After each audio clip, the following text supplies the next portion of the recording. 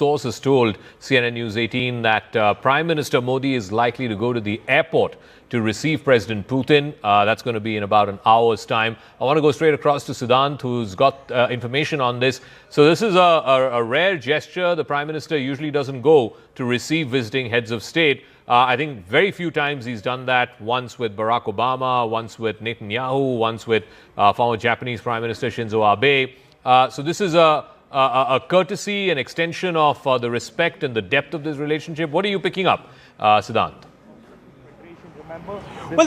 Well, that's right, Zaka. In fact, this is a very rare gesture. And since President Putin is coming after the gap of 5 years for the 23rd India-Russia annual summit, so now there is an update that in all likelihood, Prime Minister Modi could go to the airport to receive President Putin. Zaka, till afternoon, the sources were telling us that the minister in waiting for President Putin is EMS Jaishankar, who is equivalent to Russian First Deputy Prime Minister Denis Manturov, who received Prime Minister Modi when he visited Moscow last year. But now we're getting to know, in fact, sources are telling us that Prime Minister Modi could likely be going to the airport to receive President Putin. We are still awaiting official word from the government, but sources are indicating that Prime Minister will go himself to receive President Putin. All right, Siddhant, we'll leave it at that. We'll see as and when that happens. In an hour's time, President Putin expected to touch down at the Palam airport in New Delhi. I want to go back to our guests. Let's look at the current state of the partnership between India and Russia and India and the United States. On the one hand, the US, of course, is India's largest trade partner. India exports more than $80 billion to the United States. Russia, on the other hand, has the second largest trade deficit for India on the back of a large amount of Russian oil and gas, more than 60 billion being imported by India. At the same time, the US has imposed 50% tariff on India, 25% reciprocal tariffs and 25% for oil tariffs for importing Russian oil. On the other side, 80% of India's imports from Russia happen to be Russian energy, whether it is oil or gas.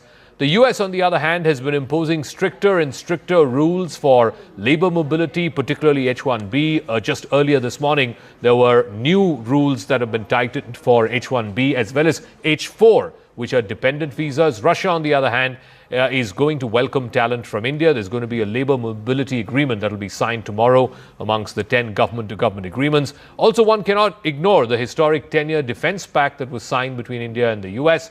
This was on the back of the previous 10-year pact expiring. It also involved several aspects ranging from countering China's influence in the Indo-Pacific, the Quad. However, Trump seems to have gone cold on that. Russia, on the other hand, is India's top weapon supplier.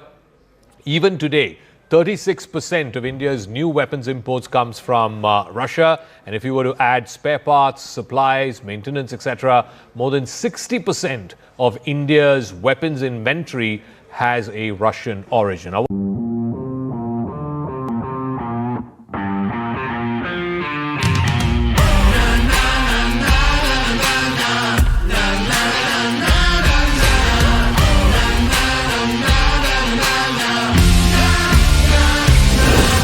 Make informed decisions with comprehensive analysis on the go.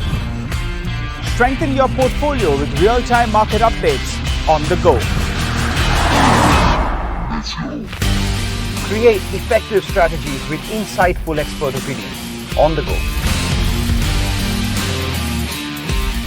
Grow on the go with CNBC-TV18, now streaming live 24/7 on YouTube. Hey, thank you for watching this on CNBC TV18. Hope you liked it. For more such interesting news and updates, follow CNBC TV18 on all the social media platforms.